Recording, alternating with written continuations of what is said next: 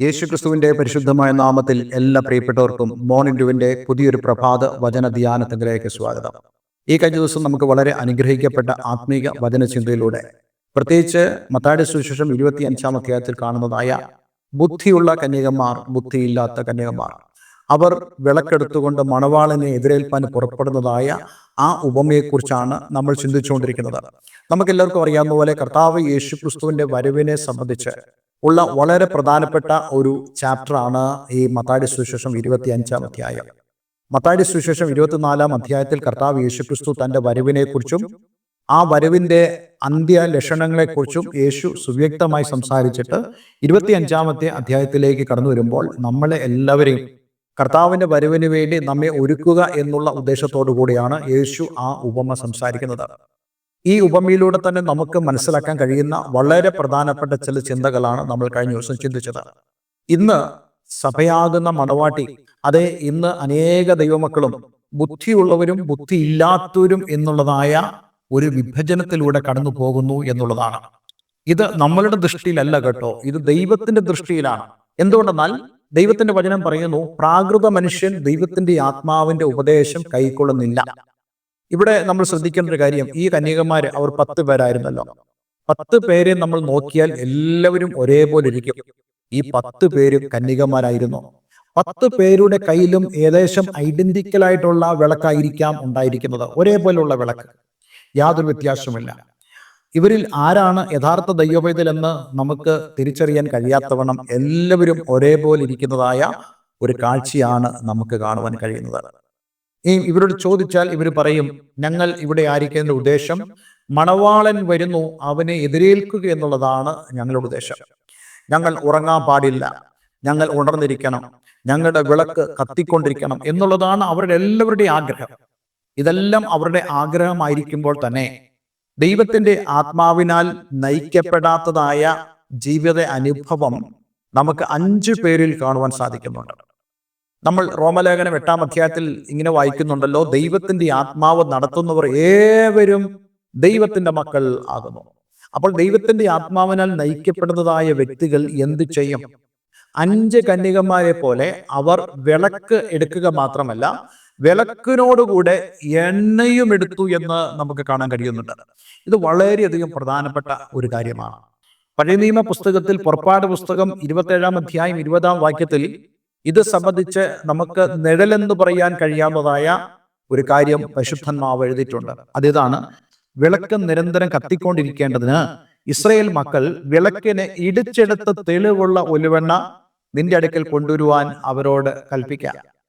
ദൈവമക്കൾക്ക്, ഇസ്രായേൽ മക്കൾക്ക് ദൈവം പ്രമാണം കൊടുക്കുമ്പോൾ അവരോട് പറയുന്നു, നിങ്ങളുടെ വിളക്ക് നിരന്തരം കത്തിക്കൊണ്ടിരിക്കണം. അപ്പോൾ ദൈവം എന്താണ് ആഗ്രഹിക്കുന്നത്? നമ്മുടെ ജീവിതത്തിൽ നമ്മൾ ദൈവത്തോട് ഭക്തിയുള്ളവരായിരിക്കണം, ദൈവത്തോട് നിരന്തരമായി ബന്ധമുള്ളവരായിരിക്കണം. ഇന്നലെ നമ്മൾ കേട്ടതുപോലെ പരിശുദ്ധാത്മാവിനാൽ നമ്മൾ നയിക്കപ്പെടുന്നവരായിരിക്കണം എന്നുള്ളതാണ്. അപ്പോൾ അങ്ങനെ നമ്മൾ ആയിരുന്നെങ്കിൽ മാത്രമേ നമുക്ക് ബുദ്ധിയുണ്ട് എന്ന് പറയുവാൻ കഴിയുള്ളൂ. ഞാൻ ഇന്നലെ നിങ്ങളോട് പറഞ്ഞു, ദൈവത്തിന്റെ ദൃഷ്ടിയിൽ നമ്മൾ ബുദ്ധിയുള്ളവരും ബുദ്ധിയില്ലാത്തവരുമാകാം. പക്ഷേ നമ്മൾ എങ്ങനെയാണ് ബുദ്ധിയുള്ളവരായി തീരുന്നത്?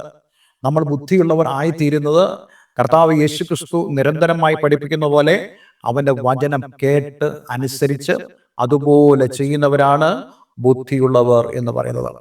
ഈ സമയത്ത് ഞാൻ ആ കനായിലെ കല്യാണത്തിന് യേശുവിന്റെ അമ്മയായ മറിയ യേശുവിന്റെ അടുക്കൽ കടന്നു വന്ന് പറഞ്ഞതായ ഒരു കാര്യം ഓർക്കുന്നു. യേശുവിനോട് അവന്റെ അമ്മയായ മറിയം എന്ന് പറഞ്ഞ കാര്യം എന്താ? വീഞ്ഞു തീർന്നുപോയി, ഇവിടെ വീഞ്ഞില്ല. ആ പോരായ്മ ഈ മറിയ യേശുക്രിസ്തുവിനോട് പറഞ്ഞപ്പോൾ യേശു എന്താ പറഞ്ഞത്? സ്ത്രീയെ, എനിക്കും നിനക്കും തമ്മിൽ എന്ത്? എന്റെ നാഴിക ഇതുവരെ വന്നിട്ടില്ല. പക്ഷേ നമുക്കവിടെ ഒരു കാര്യം കാണാൻ കഴിയുന്നുണ്ട്.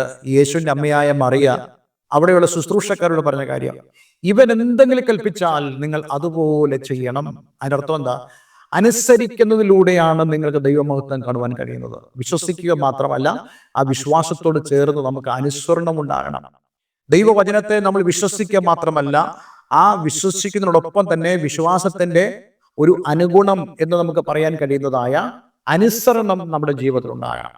പലരും വിശ്വസിക്കുന്നുണ്ട്, പക്ഷെ അവർ അനുസരിക്കുന്നില്ല. എപ്പോഴും കർത്താവ് വിശ്വാസം ആവശ്യപ്പെടുമ്പോൾ യേശു മറ്റൊരു അർത്ഥത്തിൽ അനുസരണം തന്നെയാണ് ആവശ്യപ്പെടുന്നത്. അതെ, ആ കുളിക്കരയിൽ കിടന്ന മനുഷ്യനോട് എന്താണ് യേശു പറഞ്ഞത്? നിന്റെ കിടക്കിയെടുത്ത് നടക്കാനല്ലേ പറഞ്ഞത്? അവിടെ വിശ്വാസവും അനുസരണവും ഒരുമിച്ച് സമ്മേളിക്കുക. അതേപോലെ തന്നെ പുറവിയിലെ കുരുടനായിരുന്ന മനുഷ്യനോട് നീ ശീലോഹം കൊളുത്തി പോയി നിന്റെ മുഖം കഴുകുക എന്ന് പറഞ്ഞു.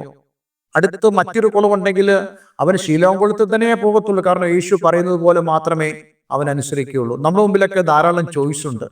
പക്ഷേ കർത്താവ് പറയുന്ന പോലെ ചെയ്തെങ്കിൽ മാത്രമേ നമുക്ക് ദൈവത്തിന്റെ മഹത്വം കാണുവാൻ കഴിയത്തുള്ളൂ. ഈ കന്യകമാർ എന്താ ചെയ്തത്?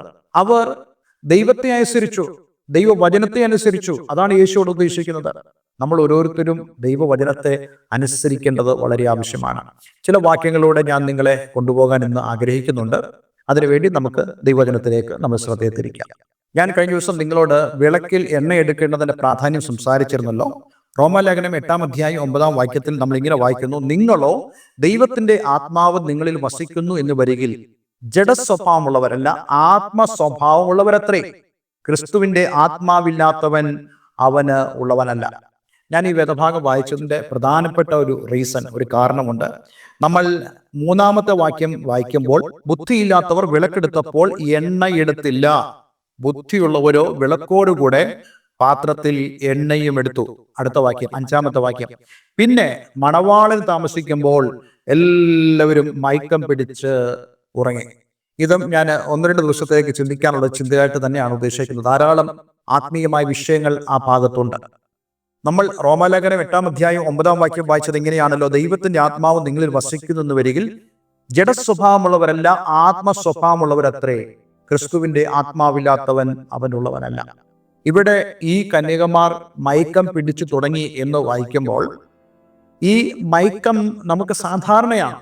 അത് നമ്മുടെ ജഡത്തിന്റെ ഒരു പ്രവൃത്തി തന്നെയാണ്. ഈ മയക്കം എന്ന് പറയുന്നത്, നമ്മുടെ ജഡം വളരെ ബലഹീനമാണ്. യേശു തന്റെ ശിഷ്യന്മാരോടും പറഞ്ഞ അങ്ങനെയാണല്ലോ. യേശുവിന്റെ ശിഷ്യന്മാർ ഗദസമനയിൽ ഉറങ്ങിപ്പോയപ്പോൾ യേശു മനസ്സിലാക്കിയ ഒരു കാര്യം ഇതാണ്, ആത്മാവ് ഒരുക്കമുള്ളത് ജഡമോ ബലഹീനമത്രേ എന്നുള്ള കാര്യം. അതുതന്നെയാണ് നമുക്കിവിടെ കാണാൻ കഴിയുന്നത്. ഈ കന്യകമാർ മണവാളൻ താമസിക്കുന്നു എന്ന് മനസ്സിലാക്കിയപ്പോൾ അവർ മയക്കം പിടിച്ചു തുടങ്ങി. ഈ 10 കന്യകമാരും ഉറങ്ങുന്നുണ്ട് എന്നുള്ളതാണ് അവിടെ വസ്തുത. പക്ഷെ ഈ 10 കന്യകമാരും ഉറങ്ങുമ്പോഴും 5 കന്യകമാർ അവരുടെ കയ്യിൽ എണ്ണ ഉണ്ടായിരുന്നു എന്നുള്ളതാണ് അവിടുത്തെ പ്രധാനപ്പെട്ട സവിശേഷത. നമ്മുടെയൊക്കെ ജീവിതത്തിലും നമ്മൾ റിസർവ് ചെയ്യേണ്ടതായ കാര്യമാണ്. ദൈവത്തിന്റെ പരിശുദ്ധാത്മാവിനെ നമ്മൾ എപ്പോഴും നമ്മുടെ സഹായകനായിട്ട് നമ്മൾ വയ്ക്കണം. അത് നമ്മളുടെ ജീവിതത്തിൽ ആത്മീയമായ മയക്കങ്ങൾ സംഭവിക്കുമ്പോൾ പോലും ദർശനങ്ങളും വെളിപ്പാടുകളും ആത്മീയ ആലോചനകളും ഒക്കെ നൽകി നമ്മെ ഉണർത്തുവാൻ ദൈവത്തിന്റെ പരിശുദ്ധാത്മാവിന് സാധിക്കും. അപ്പോൾ ദൈവത്തിന്റെ ആത്മാവിന്റെ ആ ഇടപെടൽ നമ്മൾ അനുഭവിച്ചറിയേണ്ടതിന് നമ്മളിൽ ആ ആത്മാവിന്റെ നിറവുണ്ടായിരിക്കണം എന്നുള്ളതാണ് അവിടെ ഉദ്ദേശിക്കുന്നത്. ഈ ആത്മാവിന്റെ നിറവ് എന്ന് പറയുന്നത് ആത്മാവുമായിട്ടുള്ള സജീവമായ ബന്ധമാണ്. പലരും നിറവെന്ന് ഉദ്ദേശിക്കുമ്പോൾ പലപ്പോഴും ഒരു പാത്രത്തിൽ വെള്ളം നിറയ്ക്കുന്നതിനെ കുറിച്ചൊക്കെയാണ് അവർ ചിന്തിക്കുന്നത്. അവർ ഒരു പക്ഷേ ഈ ആത്മാവിന്റെ നിറവിനെ കുറിച്ച് ആരെങ്കിലും പഠിപ്പിച്ചപ്പോൾ ഒരു ഗ്ലാസ്സിൽ വെള്ളം നിറച്ച് കാണിച്ച് അങ്ങനെ പഠിച്ചതുകൊണ്ടാണോ എന്ന് ഞാൻ സന്ദേഹിക്കുന്നുണ്ട്. പക്ഷേ ഈ നിറവെന്ന് പറയുന്നത് ദൈവത്തിന്റെ ആത്മാവിന്റെ നമ്മുടെ ജീവിതത്തിൽ സജീവതയാണ്. ദൈവത്തിന്റെ ആത്മാവ് നമ്മുടെ ജീവിതത്തിൽ ഇടപെടുവാൻ നമ്മൾ അവസരം കൊടുക്കുന്നതും, ആത്മാവ് നമ്മുടെ ജീവിതത്തിൽ സജീവമായി നിലനിൽക്കുന്ന അനുഭവമാണ് ആത്മാവിന്റെ നിറവെന്ന് പറയുന്നത്. കേവലം തുള്ളിച്ചാടുക മാത്രമല്ല, അന്യഭാഷ പറയുക മാത്രമല്ല, ആത്മാവിന്റെ ഒരു സജീവത, ദൈവത്തോടുള്ള ബന്ധം, ദൈവത്തോടുള്ള ഊഷ്മളമായ ബന്ധം, അതാണ് ആത്മാവിന്റെ നിറവ് എന്ന് പറയുന്നത്. അപ്പോൾ അങ്ങനെയാണെങ്കിൽ ആ നിറവ് ഉള്ളവരായ ആളുകൾ അവർ ശാരീരികമായിട്ട് ഒരു പ്രയാസത്തിലൂടെ കടന്നുപോയാലും, അവരുടെ കണ്ണുകൾ ഉറക്കത്താൽ വളരെയധികം ഭാരപ്പെട്ടാൽ പോലും അവർക്ക് നമ്മൾ റോമാലേഖനം 8-ാം അധ്യായത്തിൽ വായിക്കുന്നത് പോലെ ആത്മാവ് തുണ നിൽക്കുന്നതായ അനുഭവം അവരുടെ ജീവിതത്തിലുണ്ട്. ആത്മാവ് തുണ നിൽക്കുമ്പോൾ മണവാളിന്റെ വരവ് അവർക്ക് അറിയുവാനും അത് കേൾക്കുവാനും കാഹളശബ്ദം കേൾക്കുവാനും അവർക്ക് സാധിക്കും എന്നുള്ളതിൽ യാതൊരു സംശയമില്ല. ഇന്ന് നമുക്ക് ഉള്ളതായ ആശ്വാസം ദൈവത്തിന്റെ പരിശുദ്ധാത്മാവാണ്. ഒരു പക്ഷേ നമുക്കറിയില്ലായിരിക്കാം യേശു എന്ന് വരുമെന്നുള്ളത്.